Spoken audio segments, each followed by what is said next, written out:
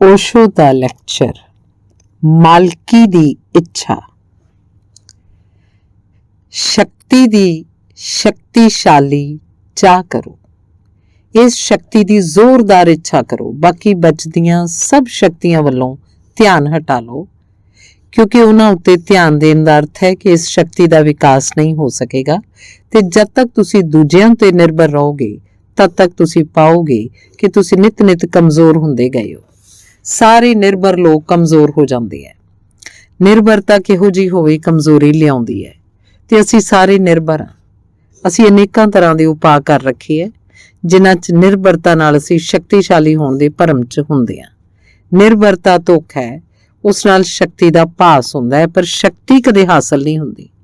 शक्ति तां एक ही है जिहदे तुसी मालक हो ते जिन्हों कोई भी बाहरला साधन ना तां घटा सकदा है ते ना वधा सकदा है, जिसनों ना तां तुहातों कोई खो सकदा है ना मिटा सकदा है। शरीर भी खत्म हो जाए तां भी तुहाडी शक्ति च रंचक मात्र फर्क नहीं पेगा। तुहाडी अंतर जोत उवें जगदी रहेगी, तुहाडे अंदर दा प्रकाश उवें रोशन होएगा, तुहाडे अंदर दी जीवन धारा च जरा जिन्नी भी घाट नहीं आएगी। उस जीवन धारा नूं कोई सुका नहीं सकेगा। वो जीवन दी धारा अनाद ते अनंत है। उस सदीवी सोमे दी खोज दा अर्थ है शक्ति दी शक्तिशाली इच्छा। एक मजेदार गल है, बाहर तो जो शक्ति मिलती है सुभाविक तौर ते उहदा दिखावा बाहर हुंदा है। तुसी अंदर कमजोर हुंदे हो पर बाहर लोकां दी अखां चों धिया जांदी है। जब तुसी राष्ट्रपति हो जांदे हो तां सारे लोग तुहाडे कदमां च झुकण लगदे है, सारे लोग तुहाडी जय जयकार करन लगदे है, सारे लोग मन लैंदे है कि हाँ तुहाडे कोल शक्ति है। तुसी अंदर बिल्कुल निर्बल ते कमजोर हुंदे हो। तुसी अंदर जाणदे हो कि कोई शक्ति नहीं है, लेकिन सारा जगत देखता है कि शक्ति वापर रही है। जो शक्ति बाहर तो मिलती है, बाहर के लोग उस शक्ति का अनुभव भी कर पाते हैं, क्योंकि उन्होंने दी ही दिती गई है। तुसी सिर्फ शीशा हो जिस च उन्हों दी शक्ति झलक रही है। लेकिन जो शक्ति अंदरों पैदा होंदी आम तौर पर बाहर के लोगों को नज़र नहीं आती। वो सिर्फ उन्होंने ही नज़र आ सकती है जिन्होंने अंदर का कोई अनुभव होवे, नहीं तो बाकी के लोगों को नहीं दिसती। महावीर तुहाडे कोलों दी लंघ जाण, तुसी ये ना सोच लेना कि तुसी पछाण लओगे। गामा लंघेगा तुसी बिल्कुल पछाण लओगे। एक सम्राट लंघेगा तुसी बिल्कुल पछाण लओगे। बुद्ध लंघेगा तुसी नहीं पछाण सकोगे, क्योंकि बुद्ध की शक्ति किसी अजिहे सोमे तो आ रही है जिन्हों देखण दी तुहाडे कोल अख भी नहीं है। उल्टा होएगा, जब बुद्ध तुहाडे कोल दी लंघणगे तुहानूं लगेगा ये कुछ भी नहीं है, ना कुछ है। बड़ी कठिनाई होएगी तुहानूं पछाणन विच। इसलिए बुद्ध नूं पछाणना सस्ता नहीं है। बुद्ध नूं पछाणन च तुहानूं बदलना पएगा। ये तो पहला कि तुसी पछाण सको तुहानूं नवा होना पएगा, तद तुसी पछाण पाओगे।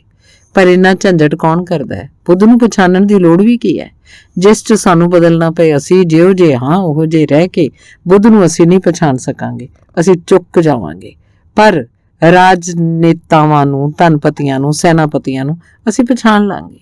असी जिहो जे हाँ उहो जिहा वो पछाण विच आ जाणगे, क्योंकि असी ते उन्हां दे विचाले कोई भी फर्क नहीं है। असी एक ही जगत दे अंग हां। साडी उन्हां दी भाषा एक है, साडा उन्हां दा वजूद एक है। जो भी उन्हां दे कोल है साडा दिता होया है। इसलिए असी उन्हां नूं भली भांत पछाण लांगे। वो साडी संपदा है।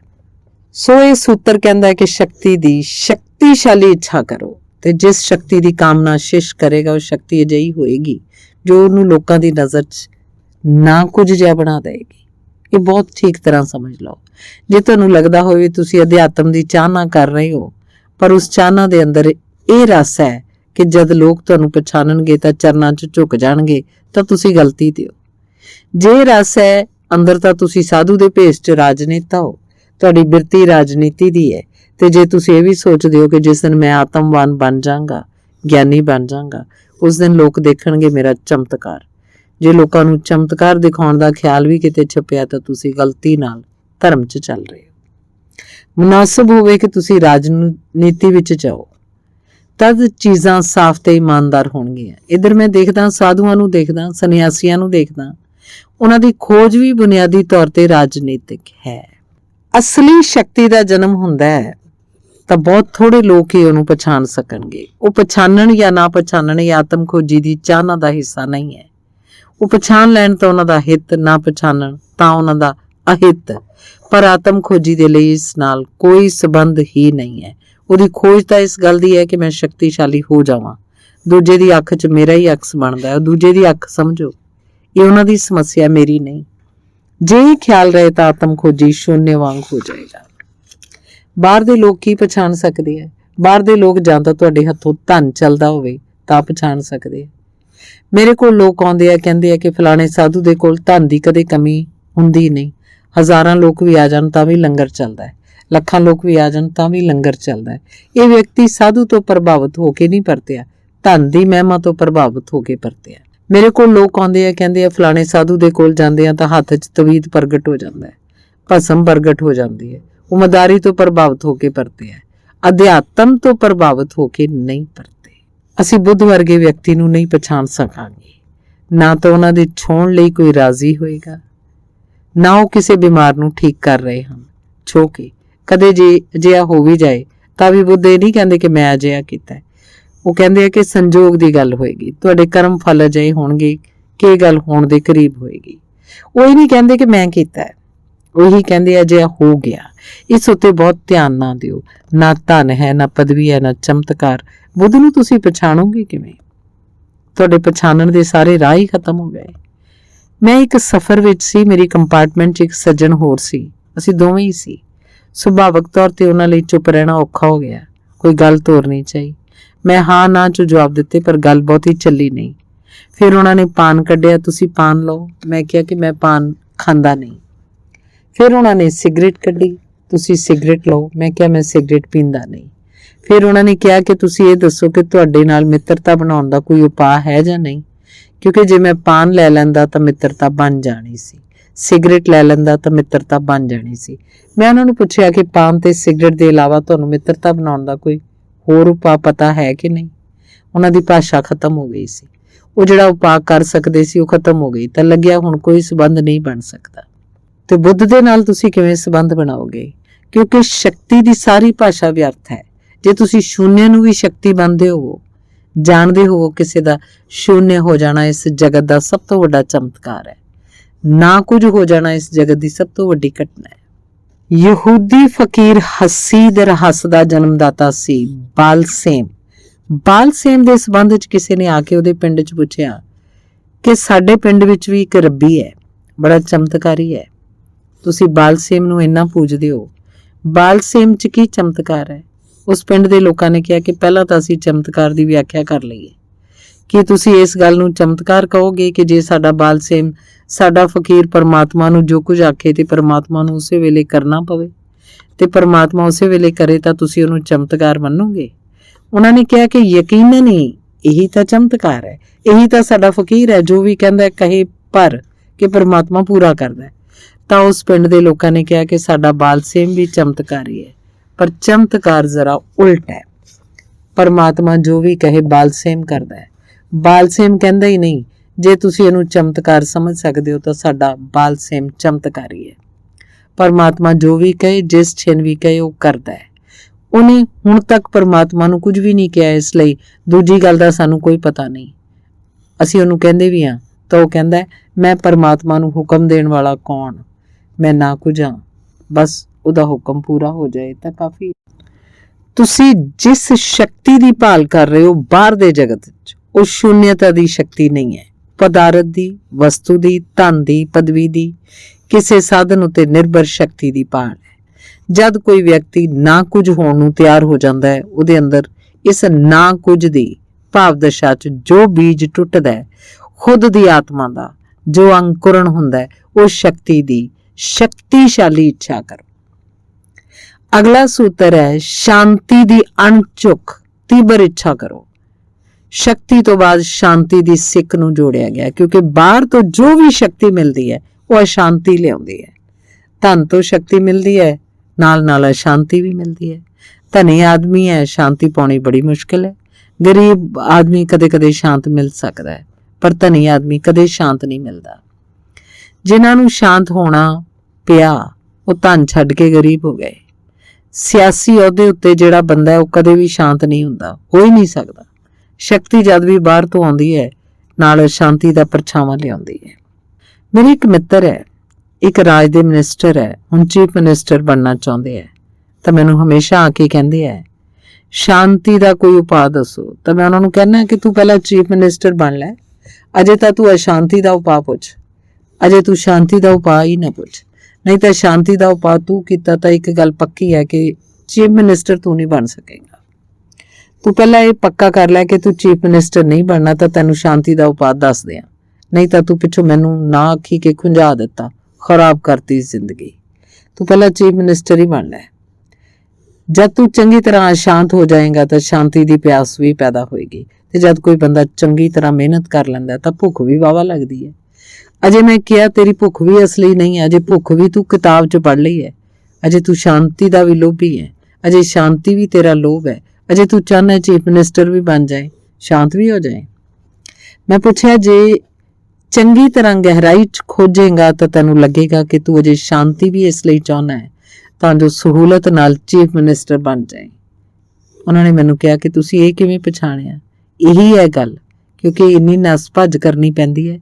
ਚਿੱਤ ਜ਼ਰਾ ਸ਼ਾਂਤ ਰਹੇ ਤਾਂ ਮੈਂ ਕਾਮਯਾਬ ਹੋ ਸਕਦਾ, ਤੇ ਚਿੱਤ ਇੰਨਾ ਅਸ਼ਾਂਤ ਹੋ ਜਾਂਦਾ ਕਿ ਰਾਤੀ ਮੈਨੂੰ ਨੀਂਦ ਨਹੀਂ ਆਉਂਦੀ, ਪਰੇਸ਼ਾਨ ਹੋ ਜਾਣਾ, ਬਿਮਾਰ ਵੀ ਹੋ ਜਾਣਾ।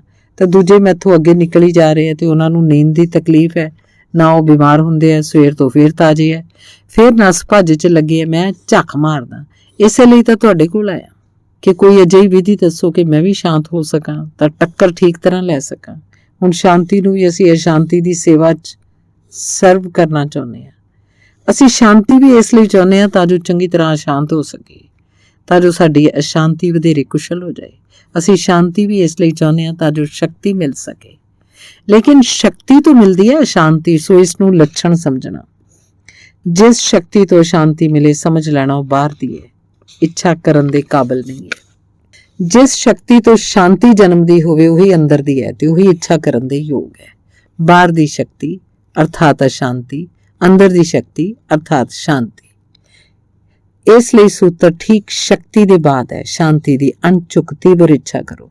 ਸਿਰਫ ਸ਼ਕਤੀ ਦੀ ਇੱਛਾ ਕਰੋਗੇ ਤਾਂ ਖਤਰਾ ਹੈ, ਆਪਣੇ ਆਪ ਨੂੰ ਧੋਖਾ ਦੇ ਸਕਦੇ ਹੋ। ਸੋਚ ਸਕਦੇ ਹੋ ਇਹ ਮੈਂ ਅੰਦਰ ਦੀ ਸ਼ਕਤੀ ਦੀ ਇੱਛਾ ਕਰ ਰਿਹਾ, ਪਰ ਉਹ ਅੰਦਰ ਹੀ ਸ਼ਕਤੀ ਦੀ ਇੱਛਾ ਵੀ ਤਾਂ ਹੋ ਹੀ ਸਕਦੀ ਹੈ।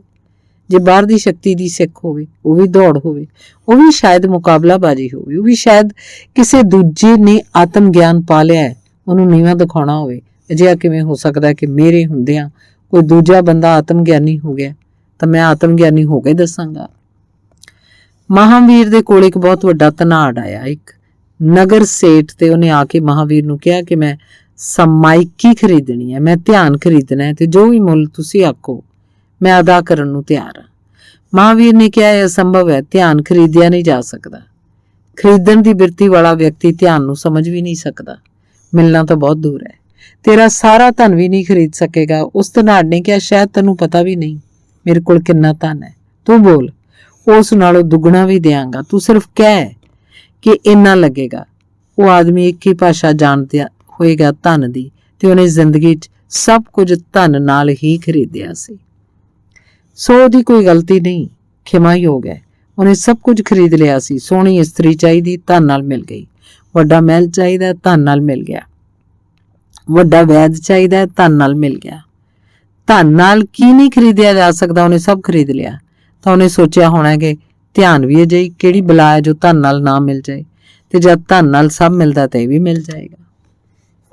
ਪਰ ਤਕਲੀਫ ਅਸਲ 'ਚ ਧਿਆਨ ਪਾਉਣ ਦੀ ਸੀ ਹੀ ਨਹੀਂ। ਪਿੰਡ ਦਾ ਇੱਕ ਗਰੀਬ ਆਦਮੀ ਧਿਆਨੀ ਹੋ ਗਿਆ ਸੀ, ਉਸੇ ਦੇ ਪਿੰਡ ਦਾ। ਮਹਾਵੀਰ ਨੇ ਕਿਹਾ ਸੀ ਇਹ ਪਹੁੰਚ ਗਿਆ ਧਿਆਨ ਨੂੰ, ਇਹ ਤਾਂ ਅੜੇਚਨ ਸੀ। ਮਹਾਵੀਰ ਨੂੰ ਪਤਾ ਲੱਗ ਗਿਆ ਸੀ ਧਨਾੜ ਨੂੰ ਅੜੇਚਨ ਕਿਹੜੀ ਹੋ ਰਹੀ ਹੈ। ਮਹਾਵੀਰ ਨੇ ਕਿਹਾ ਤੂੰ ਇਉਂ ਕਰ, ਤੇਰੇ ਪਿੰਡ ਦਾ ਹੀ ਇੱਕ ਗਰੀਬ ਆਦਮੀ ਹੈ, ਉਹਨੂੰ ਧਿਆਨ ਹਾਸਲ ਹੋ ਗਿਆ, ਤੂੰ ਉਸੇ ਤੋਂ ਖਰੀਦ ਲੈ, ਤੂੰ ਉਸੇ ਦੇ ਕੋਲ ਚਲਾ ਜਾ। ਉਹ ਗਰੀਬ ਆਦਮੀ ਹੈ, ਸ਼ਾਇਦ ਪੈਸੇ ਦੇ ਲੋਭ 'ਚ ਆ ਜਾਏ, ਤੂੰ ਉਸ ਕੋਲੋਂ ਖਰੀਦ ਲੈ, ਸ਼ਾਇਦ ਵੇਚ ਦੇਵੇ। ਤਾਂ ਉਹਨੇ ਕਿਹਾ ਕਿ ਇਸ 'ਚ ਕੀ ਦਿੱਕਤ ਹੈ, ਇਹ ਤਾਂ ਬਿਲਕੁਲ ਸੌਖਾ ਹੈ, ਤੇ ਜੇ ਉਹ ਧਿਆਨ ਨਾ ਵੇਚੇ ਤਾਂ ਉਸ ਗਰੀਬ ਆਦਮੀ ਨੂੰ ਪੂਰੇ ਦਾ ਪੂਰਾ ਖਰੀਦ ਸਕਦਾ। ਇਸ 'ਚ ਕੋਈ ਅੜੇਚਣ ਹੀ ਨਹੀਂ ਹੈ। ਹੁਣ ਉਹਦੀ ਭਾਸ਼ਾ ਬਿਲਕੁਲ ਠੀਕ ਹੈ, ਕਿਉਂਕਿ ਜਦ ਅਸੀਂ ਪੂਰੇ ਗਰੀਬ ਆਦਮੀ ਨੂੰ ਹੀ ਖਰੀਦ ਸਕਦੇ ਹਾਂ ਤਾਂ ਧਿਆਨ 'ਚ ਕੀ ਰੱਖਿਆ। ਪਰ ਗਰੀਬ ਆਦਮੀ ਖਰੀਦ ਲਿਆ ਜਾਏ ਤਾਂ ਵੀ ਧਿਆਨ ਨਹੀਂ ਖਰੀਦਿਆ ਜਾ ਸਕਦਾ। ਉਹ ਗਰੀਬ ਆਦਮੀ ਚੁੱਕ ਕੇ ਜੰਜੀਰਾਂ 'ਚ ਜਕੜ ਕੇ ਘਰ 'ਚ ਲਿਆ ਸੁੱਟਿਆ ਜਾਵੇ ਤਾਂ ਵੀ ਧਿਆਨ ਜੰਜੀਰਾਂ 'ਚ ਬੰਨਿਆ ਨਹੀਂ ਜਾ ਸਕੇਗਾ। ਭਾਸ਼ਾ ਦੀ ਮੁਸ਼ਕਿਲ ਹੈ, ਉਹ ਧਨ ਦੀ ਭਾਸ਼ਾ ਹੀ ਸਮਝਦਾ ਹੈ। ਉਹ ਗਿਆ, ਉਸ ਗਰੀਬ ਆਦਮੀ ਕੋਲ। ਉਹਨੇ ਕਿਹਾ, ਜੋ ਤੈਨੂੰ ਚਾਹੀਦਾ ਤੂੰ ਬੋਲ, ਮੈਂ ਸਭ ਦੇਣ ਨੂੰ ਤਿਆਰ ਹਾਂ, ਪਰ ਤੂੰ ਧਿਆਨ ਮੈਨੂੰ ਦੇ ਦੇ, ਤੇ ਜੇ ਤੂੰ ਧਿਆਨ ਨਾ ਦਿੱਤਾ ਤਾਂ ਮੈਂ ਸੈਨਿਕ ਲੈ ਕੇ ਆਇਆ, ਤੈਨੂੰ ਚੁੱਕ ਲੈਣਗੇ। ਉਸ ਗਰੀਬ ਆਦਮੀ ਨੇ ਕਿਹਾ, ਤੂੰ ਮੈਨੂੰ ਚੁੱਕ ਲੈ, ਉਹੀ ਸੌਖਾ ਹੈ। ਧਿਆਨ ਮੈਂ ਤੈਨੂੰ ਕਿਵੇਂ ਦਿਆਂ? ਧਿਆਨ ਕੋਈ ਵਸਤੂ ਹੈ ਜੋ ਮੈਂ ਤੈਨੂੰ ਦੇ ਦੇਵਾਂ? ਧਿਆਨ ਤਾਂ ਅਨੁਭਵ ਹੈ, ਤੂੰ ਮੈਨੂੰ ਲੈ ਚੱਲ। ਲੇਕਿਨ ਮੇਰੇ ਅਨੁਭਵ ਨੂੰ ਮੈਂ ਕਿਵੇਂ ਤੈਨੂੰ ਦੇ ਦਿਆਂ? ਅਨੁਭਵ ਤਾਂ ਤੈਨੂੰ ਤੇਰਾ ਹੀ ਕਰਨਾ ਪਏਗਾ। ਇੱਕ ਸ਼ਕਤੀ ਹੈ ਜੋ ਦੂਜੇ ਕੋਲੋਂ ਮਿਲ ਸਕਦੀ ਹੈ, ਇੱਕ ਸ਼ਕਤੀ ਹੈ ਜੋ ਆਪਣੇ ਹੀ ਅਨੁਭਵ ਨਾਲ ਮਿਲ ਸਕਦੀ ਹੈ। ਜੋ ਦੂਜਿਆਂ ਤੋਂ ਮਿਲਦੀ ਹੈ ਉਹਦੇ ਨਾਲ ਅਸ਼ਾਂਤੀ ਰਹੇਗੀ, ਕਿਉਂਕਿ ਉਹਦੇ ਕੋਲ ਭੈ ਰਹੇਗਾ। ਜੋ ਦੂਜਿਆਂ ਨੇ ਦਿੱਤੀ ਹੈ ਉਹਨੂੰ ਦੂਜਾ ਖੋ ਵੀ ਸਕਦਾ ਹੈ। ਜੋ ਦੂਜੇ ਨੂੰ ਦਿੱਤੀ ਹੈ ਉਹ ਮੇਰੀ ਨਹੀਂ ਹੈ, ਭਾਵੇਂ ਮੈਂ ਚੁਰਾਈ ਹੋਵੇ, ਭਾਵੇਂ ਮੈਂ ਫੁਸਲਾ ਕੇ ਮੰਗੀ ਹੋਵੇ, ਭਾਵੇਂ ਦਾਨ 'ਚ ਹਾਸਲ ਕੀਤੀ ਹੋਵੇ, ਭਾਵੇਂ ਸ਼ਕਤੀ ਦੇ ਦਬਾਅ ਨਾਲ ਲਈ ਹੋਵੇ, ਪਰ ਉਹ ਮੇਰੀ ਨਹੀਂ ਹੈ, ਉਹ ਕਿਸੇ ਹੋਰ ਦੀ ਹੈ। ਤੇ ਜਿਹੜੀ ਕਿਸੇ ਹੋਰ ਦੀ ਹੈ ਉਹ ਹੋਰ ਦੀ ਰਹਿੰਦੀ ਹੈ। ਇਸ ਲਈ ਭੈ ਲੱਗਾ ਰਹਿੰਦਾ ਹੈ, ਭੈ ਪਿੱਛੇ ਪਿੱਛੇ ਸਰਕਦਾ ਰਹਿੰਦਾ ਹੈ। ਭੈ ਤੋਂ ਅਸ਼ਾਂਤੀ ਪੈਦਾ ਹੁੰਦੀ ਹੈ। ਜੋ ਖੋਇਆ ਜਾ ਸਕਦਾ ਉਹ ਤੋਂ ਚਿੰਤਾ ਪੈਦਾ ਹੁੰਦੀ ਹੈ। ਫਿਰ ਜਿੰਨੀ ਬਾਹਰ ਦੀ ਸ਼ਕਤੀ ਇਕੱਠੀ ਹੁੰਦੀ ਹੈ ਉਨੀ ਉਹਦੇ ਅਨੁਪਾਤ 'ਚ ਅੰਦਰ ਦੀ ਕਮਜ਼ੋਰੀ ਦਿਖਾਈ ਪੈਂਦੀ ਹੈ, ਉਹ ਤੋਂ ਅਸ਼ਾਂਤੀ ਪੈਦਾ ਹੁੰਦੀ ਹੈ। ਇਸ ਲਈ ਕੋਈ ਗਰੀਬ ਆਦਮੀ ਇੰਨੀ ਗਰੀਬੀ ਮਹਿਸੂਸ ਨਹੀਂ ਕਰਦਾ ਜਿੰਨੀ ਅਮੀਰ ਆਦਮੀ ਕਰ ਸਕਦਾ ਹੈ। ਜੇ ਉਸ 'ਚ ਅਕਲ ਨਾ ਹੋਵੇ, ਨਲਾਇਕ ਹੋਵੇ, ਬੇਅਕਲ ਹੋਵੇ, ਉਹਨੂੰ ਪਤਾ ਹੀ ਨਹੀਂ ਲੱਗਦਾ।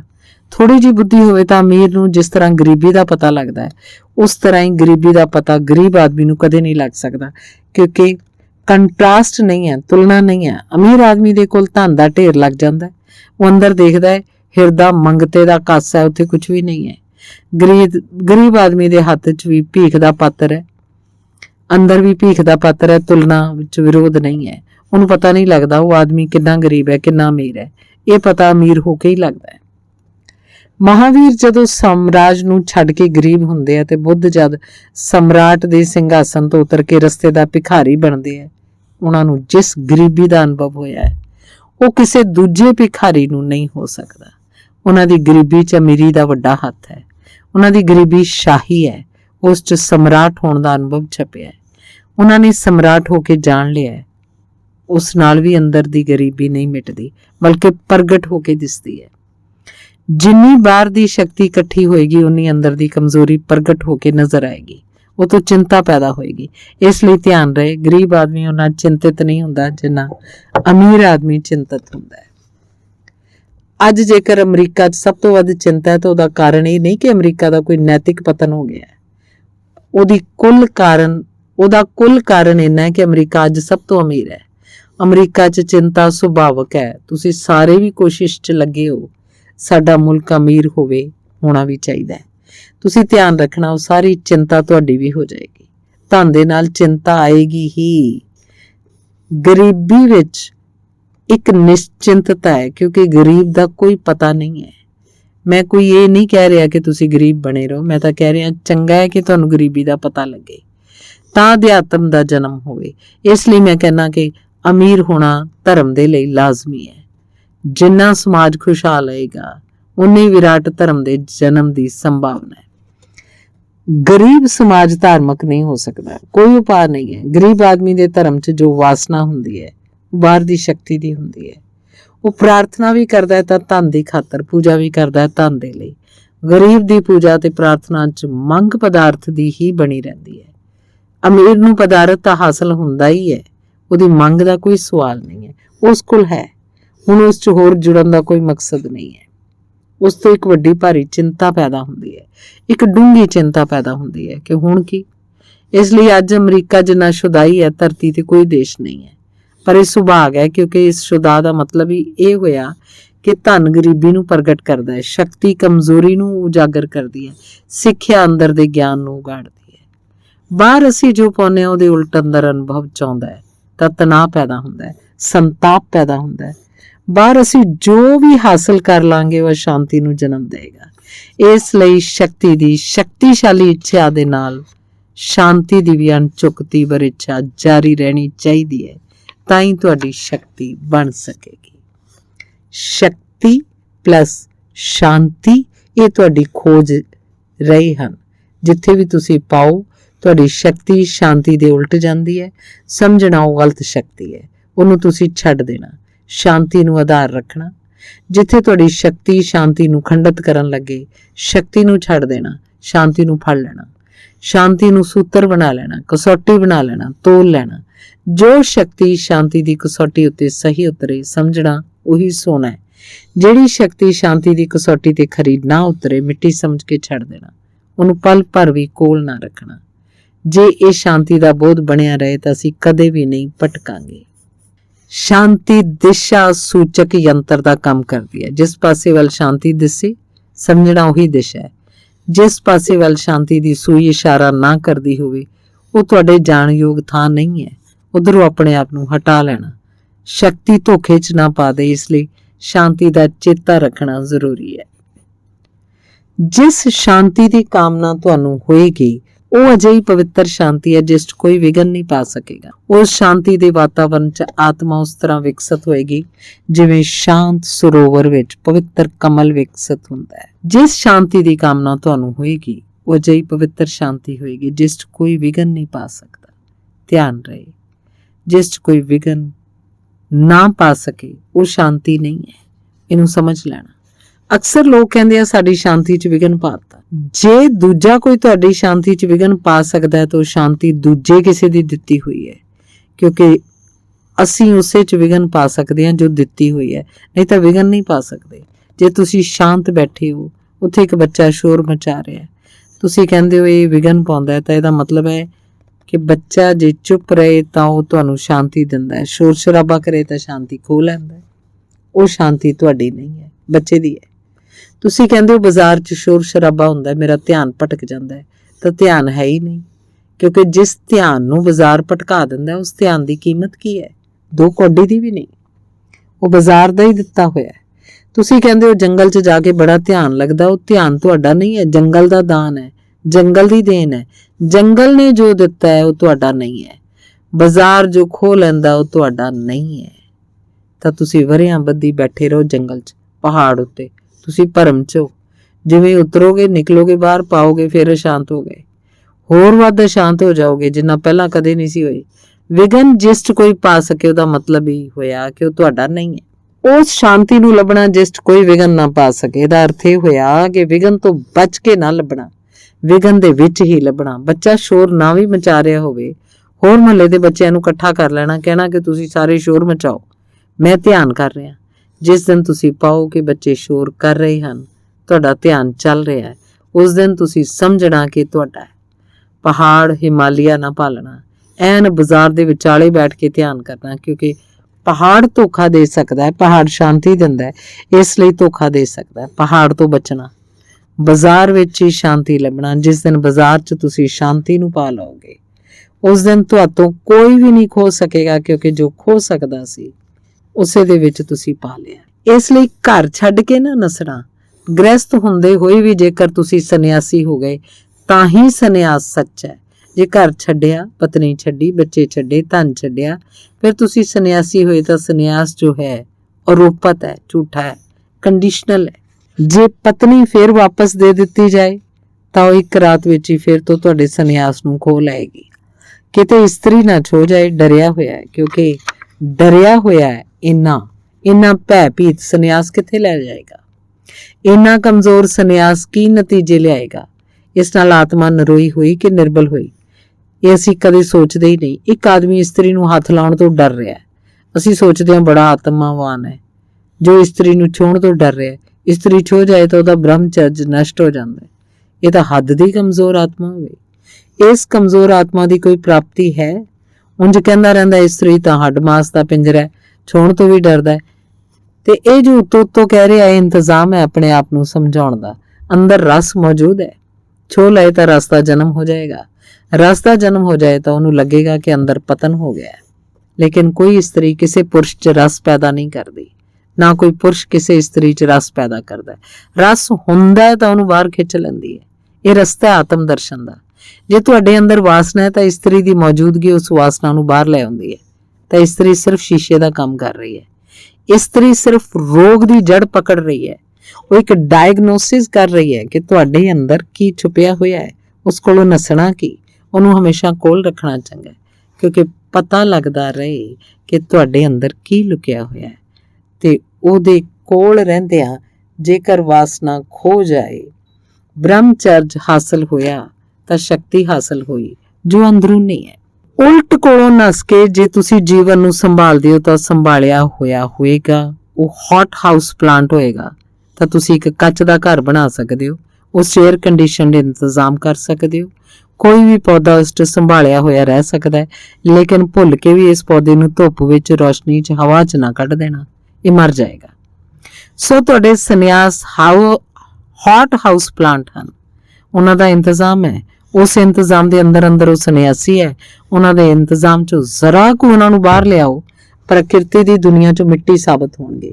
ਮਿੱਟੀ ਦੇ ਸ਼ੇਰ ਹੈ, ਜ਼ਰਾ ਕੁ ਪਾਣੀ ਪਿਆ ਕੇ ਵਹਿ ਜਾਣਗੇ। ਪਾਣੀ ਤੋਂ ਇੰਨੇ ਡਰੇ ਹੋਏ ਆ, ਅਸਲੀ ਸ਼ੇਰ ਨਹੀਂ ਹੋ ਸਕਦੇ। ਅਸਲੀ ਸ਼ੇਰ ਤਾਂ ਪਾਣੀ ਦਾ ਆਨੰਦ ਲੈ ਲਏਗਾ, ਹੋਰ ਸ਼ਕਤੀਸ਼ਾਲੀ ਹੋ ਜਾਏਗਾ। ਉਲਟ ਤੋਂ ਉੱਪਰ ਹੋਣ ਦੀ ਕਲਾ ਆਉਣੀ ਚਾਹੀਦੀ ਹੈ, ਉਲਟ ਤੋਂ ਬਚਣਾ ਕਮਜ਼ੋਰੀ ਹੈ। ਇਸ ਲਈ ਕਿਸੇ ਘਰ 'ਚ ਜੇ ਕੋਈ ਬੰਦਾ ਮੰਦੇ ਭਾਗਾਂ ਨਾਲ ਧਾਰਮਿਕ ਹੋ ਜਾਏ ਤਾਂ ਪੂਰੇ ਘਰ ਦੀ ਸਮੁੱਚੀ ਅਸ਼ਾਂਤੀ ਦਾ ਕਾਰਨ ਬਣ ਜਾਂਦਾ ਹੈ।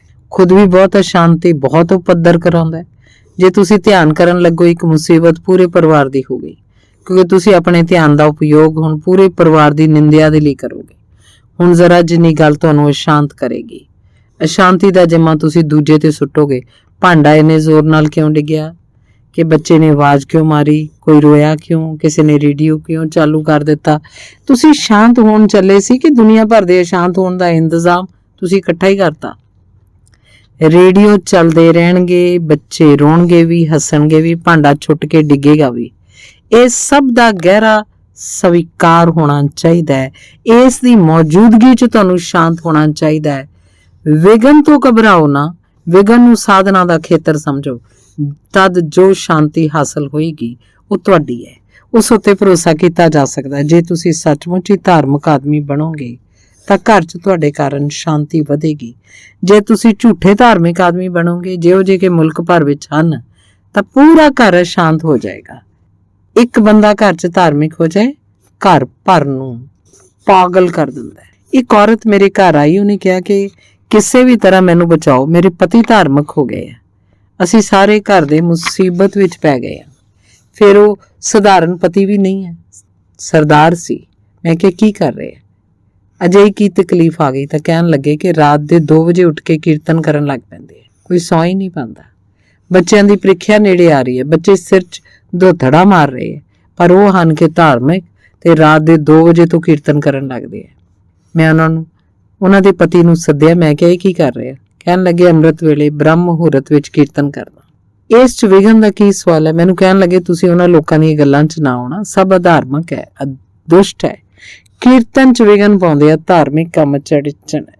ਮੈਂ ਕਿਹਾ ਮੈਂ ਬ੍ਰਹਮ ਮੁਹੂਰਤ ਉਹਨੂੰ ਕਹਿਣਾ ਜਦ ਤੁਹਾਡੇ ਅੰਦਰ ਛੁਪੇ ਹੋਏ ਬ੍ਰਹਮ ਦੀ ਅੱਖ ਖੁੱਲੇ, ਹੋਰ ਕਿਸੇ ਉਪਾਅ ਨੂੰ ਮੈਂ ਬ੍ਰਹਮ ਮੁਹੂਰਤ ਨਹੀਂ ਕਹਿੰਦਾ। ਤੁਸੀਂ ਸੁੱਤੇ ਰਹਿਣਾ, ਜਦ ਤੁਹਾਡੀ ਨੀਂਦ ਖੁੱਲੇ ਤਾਂ ਤੁਸੀਂ ਬ੍ਰਹਮ ਮੁਹੂਰਤ ਸਮਝਣਾ। ਕਹਿਣ ਲੱਗੇ ਤੁਸੀਂ ਮੈਨੂੰ ਭ੍ਰਸ਼ਟ ਕਰ ਦਿਓਗੇ, ਮੈਂ ਤਾਂ ਫਿਰ 9 ਵਜੇ ਤੋਂ ਪਹਿਲਾਂ ਉੱਠ ਹੀ ਨਹੀਂ ਸਕਦਾ। ਤਾਂ ਮੈਂ ਕਿਹਾ ਜਦ ਤੂੰ ਉੱਠ ਹੀ ਨਹੀਂ ਸਕਦਾ ਤਾਂ ਬੱਚਿਆਂ ਦਾ ਵੀ ਕੁਝ ਖਿਆਲ ਕਰ। ਤੇ ਤੈਨੂੰ ਅਧਿਆਤਮ ਦੀ ਖੋਜ ਪੈਦਾ ਹੋ ਗਈ, ਉਹਨਾਂ ਨੂੰ ਅਜੇ ਨਹੀਂ ਹੋਈ, ਉਹਨਾਂ ਨੂੰ ਕਿਉਂ ਪਰੇਸ਼ਾਨ ਕਰਦਾ? ਇਹ ਜੋ ਧਰਮ ਹੈ, ਕਰੀਬ ਸ਼ੁਦਾਈ ਲੋਕ ਇਸ ਵਿੱਚ ਬੜੇ ਆਕਰਸ਼ਕ ਹੁੰਦੇ ਆ, ਕਿਉਂਕਿ ਧਾਰਮਿਕਤਾ ਦੀ ਓਟ ਵਿੱਚ ਸ਼ੁਦਾ ਨੂੰ ਛੁਪਾਉਣਾ ਇੰਨਾ ਆਸਾਨ ਹੈ ਜਿਹਦਾ ਹਿਸਾਬ ਨਹੀਂ।